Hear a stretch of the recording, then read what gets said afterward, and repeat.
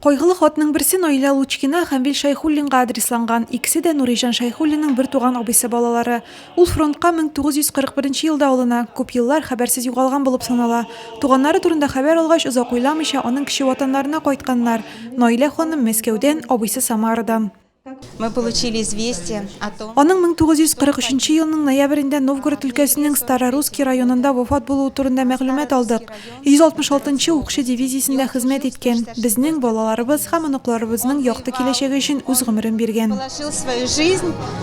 Чара кунаклары Советлар Союзы герое Борис Кузнецов исемендәге Казан кадет-интернат мәктәбе каршындагы җиңү өчен исемле эзләнү отряды вәкилләре. Алар Сталинград сугышы булган урында эзләнү эшләре алып барган. Постановкада егетләр шуннан кайткан тәэсирләрен чагылдырды.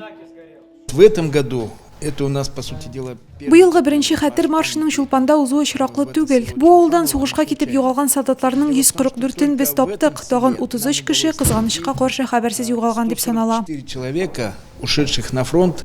Концерт программасыннан соң рәсми өлеш. Чулпанлылар өчен бу дулкынландыргыч вакыйга. Бүген аларның кулларында күптән көтелгән документ. Похоронкалар 59 гаиләгә тапшырылды.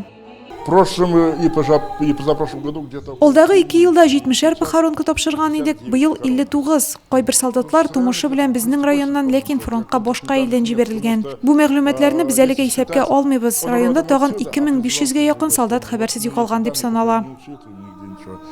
Нурлат районыннан фронтка 17 меңгә якын солдат озатыла. Аларның 5630-ы хәбәрсез югалган булып исәпләнгән. Бөек җиңү көненә тапшырылган похоронкалар саны 3000-гә якынлашачак.